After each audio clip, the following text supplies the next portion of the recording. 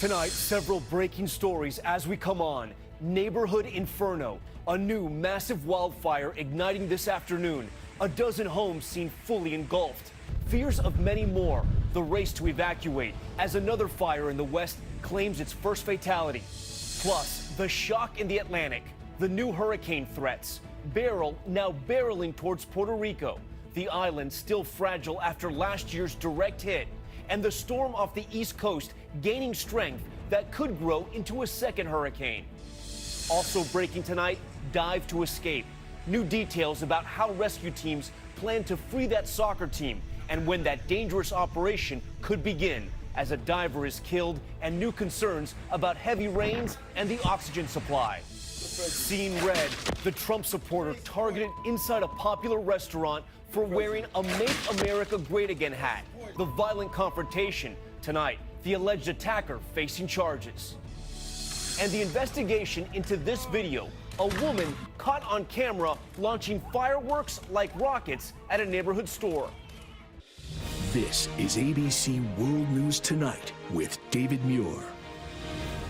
And good evening. It's great to have you with us on this busy Friday night. And we begin with that breaking news from the wildfire zone. A sudden burst of flames near San Diego, becoming the latest wildfire in the West, right in a suburban neighborhood. Flames jumping from building to building, devouring homes, as you can see, dozens of them already feared lost. It comes as the outbreak of fires have now turned deadly. One person killed in a fire near the California-Oregon border. ABC's Will Carr starts us off from LA County tonight. Tonight, California burning from north to south. Flames in San Diego County engulfing rooftops, incinerating homes inching closer to this interstate. High winds helping spread embers from home to home, destroying everything in this fire's path. Homeowners caught off guard. Firefighters running through smoky subdivisions as others try to stop the flames from jumping the interstate. Cars just feet away. East of Los Angeles, planes and choppers swooping in to douse flames spreading fast in the 109-degree heat. This blaze starting when a truck caught fire on a freeway. In Northern California near the Oregon border, the situation turning deadly. Officials say one person died in a wildfire that exploded overnight to 8,000 acres. And in Colorado, crews still battling to get an upper hand on a fire north of Aspen that burned 3 homes to the ground. Or Clayton Sandell spoke to one family there who lost 32 years worth of memories. At 12:30, you could still see the lights on in the house. And when I came back at 5:30 this morning, No lights. it was on the ground.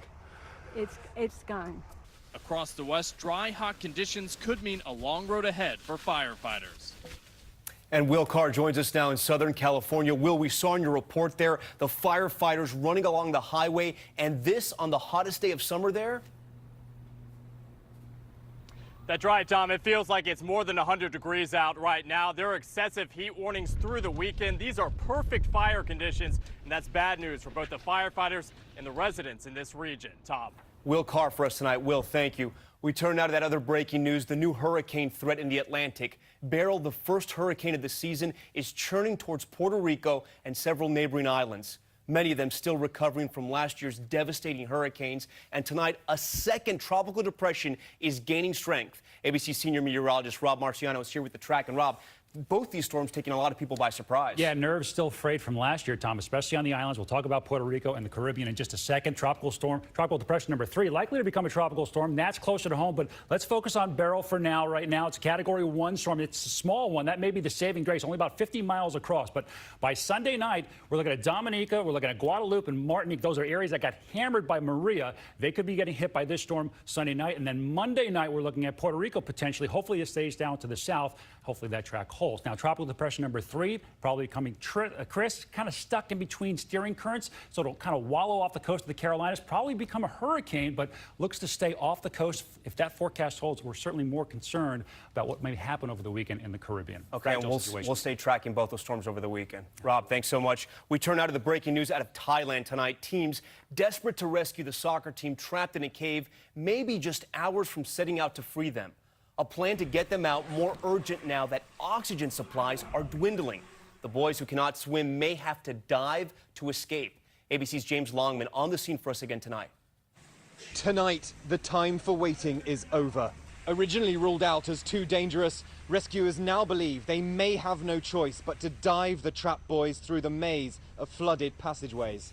The new danger, low oxygen levels in that cave, posing a significant threat to their survival. Officials say there is a limited amount of time to get the boys and their coach out, with flooding rains closing in. The storm is coming, and now we have more dangers because have a lot of the water inside. Thai Navy SEALs propose to use a buddy dive system, guiding them on that treacherous journey. Nearly 3 miles to the mouth of the cave, extended distances are completely underwater. The risky operation could begin in the next 24 hours, according to an internal US government report obtained by ABC News, the US part of the international effort on the ground. The death of a former Thai Navy SEAL overnight, a stark reminder of the perils they'll face. 38-year-old Saman Gunan losing consciousness on a return dive from where the boys are stranded. He could not be revived. He posted this video before he left for his volunteer mission here to Chiang Rai. May good luck be on our side to bring the boys home, he said. And today, a military transport draped in white and black ribbon carrying his body to the airport. But many now asking, if the trip claimed the life of a skilled diver, do the boys, the youngest just 11, stand any chance? The SEAL's death has sent shockwaves through the camp, and it's really made everyone think about getting those boys out as quick as possible. Imagine how much more rain will fall and how much more water could seep into those caves. Officials say they've been learning to breathe underwater, but look at the conditions they'll face. Rescue workers climbing over jagged rock, trudging through neck-deep water. Plan B, drill through the solid rock to reach the boys from above. Teams have tried more than 100 holes, but have not yet found a way to get to them. The boys, seen smiling here in photos posted on social media, have been underground for 2 weeks. Their parents sending them letters inside the cave, desperately waiting for their safe return. All right, let's get right out to James Longman back at that cave site again tonight. And James, this is a big change. We thought the boys and their coach could have waited in that cave for months. That's right, Tom, but that is just no longer possible. The conditions in that cave are changing daily. There was a plan to route an oxygen cable into that chamber, but we're learning tonight that that was unsuccessful. According to that US report, they'll brief the Thai Prime Minister on the operation in a few hours to get the go-ahead. And today, they were not ready to dive. If those heavy rains come, it could be back to the drawing board. Tom? A rescue operation that seems to be changing minute by minute. All right, James, thanks so much. Next, the Trump administration is asking for more time now to reunite migrant families who were separated at the border. A federal court gave the government a strict timeline to locate the parents of as many as 3,000 children now in their care. But they are finding it difficult to undo the effects of the zero-tolerance policy they put into place 3 months ago. ABC's Kira Phillips has more. Tonight, the government arguing it needs more time to reunite families like this one. A mother from Guatemala seeing her 8-year-old daughter for the first time in 55 days, begging her daughter for forgiveness in this CNN video. That little girl taken after they crossed the border. Her mom says they were fleeing domestic violence back home. Today, the Department of Justice telling a California judge it can't meet Tuesday's deadline to reunite the roughly 100 children under 5. 19 of those parents already deported. Another 19 released from custody, whereabouts unknown. The government, now doing DNA tests, say they need more time to confirm family ties and protect the children. Just a week ago, the HHS secretary said it would be easy for parents to find their children. There is no reason why any parent would not know where their child is located. I could, at keystrokes. All right, Kira joins us now. And Kira, there was another deadline as well today for parents to talk to their children. That's right, Tom. Tonight, I'm told that every parent in custody was given the opportunity to talk to their kids and that deadline was met. As for the other deadlines for actually reuniting the families, the judge is giving the Trump administration 24 hours now to give the court the names of the children under 5 and exactly where their parents are. It's a difficult story, Tom. A lot of details. We're still trying to figure it all out. And those parents want to get reunited with their kids. All right, Kira, thanks so much. President Trump is spending the weekend making his final decision on a Supreme Court nominee. At a rally in Montana last night, he told supporters his pick will make them extremely happy. The president's speech there was especially feisty, taking aim at the Me Too movement and a former president's charity while praising Vladimir Putin. Here's ABC's chief White House correspondent, Jonathan Karl. It was a most unusual speech for a president of the United States. First, lavishing praise on an American adversary. You know, President Putin is KGB and this and that. You know what? Putin's fine. He's fine. We're all fine. And for most of the rest of the speech, lashing out at just about everybody else. Even 94-year-old former Republican President George H.W. Bush, and his slogan meant to promote volunteerism. 1,000 points of light. I never quite got that one. I'm trying to say, what the hell is that? And just days before he travels to Europe to meet with America's NATO allies, this. I'll see NATO and I'm going to tell NATO, you got to start paying your bills. We're the schmucks that are paying for the whole thing. And the president added a new twist to his attack on a familiar target, Senator Elizabeth Warren, who once claimed without proof to have Native American heritage. Let's say I'm debating Pocahontas, right? I promise you I'll do this.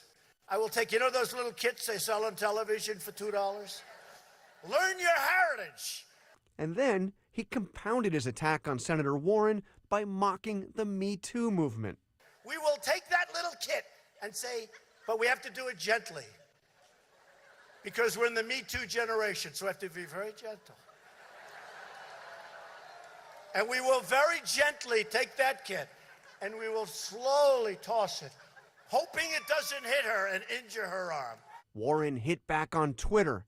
Hey, Donald Trump, while you obsess over my genes, your administration is conducting DNA tests on little kids because you ripped them from their mamas and you are too incompetent to reunite them.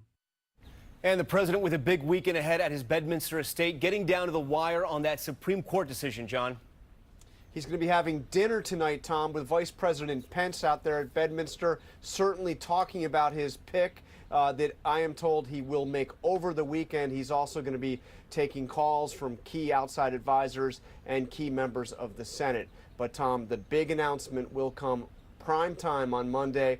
And this White House, if it was like last time, will want it to be a surprise when the president walks in with his pick for the Supreme Court.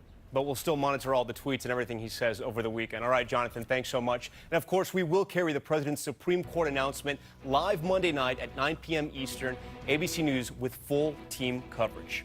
And a new trade battle is raging tonight after the U.S. imposed tariffs on billions worth of Chinese imports at midnight, and then China retaliated in kind.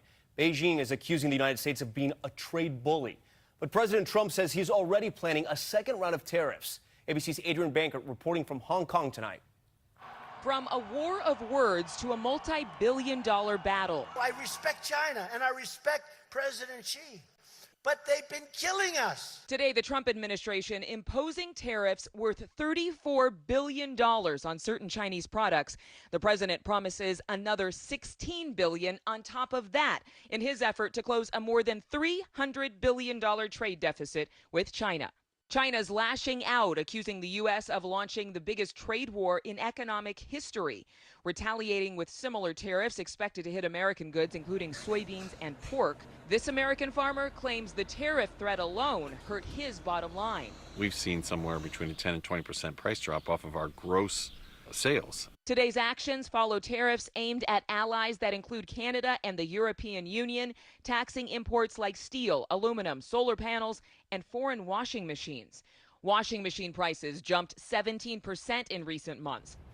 While some applaud this strong stance, many here wonder whether doing business here will become more difficult. Tom? Adrian Bankert from Hong Kong for us tonight. Adrian, thank you. And also from Asia tonight, Secretary of State Mike Pompeo is in North Korea, looking for concrete steps after the Singapore summit. Preliminary meetings with government officials focused only on trust. A meeting with Kim Jong-un may take place tomorrow, but some analysts believe a satellite image of North Korean missile manufacturing plants show a massive expansion in recent weeks. And there's still much more ahead on World News Tonight this Friday, the tense confrontation at a community pool. A mother who is black with her son alleging they were harassed by a man who is white because of their race. Tonight, the fallout and what he's saying.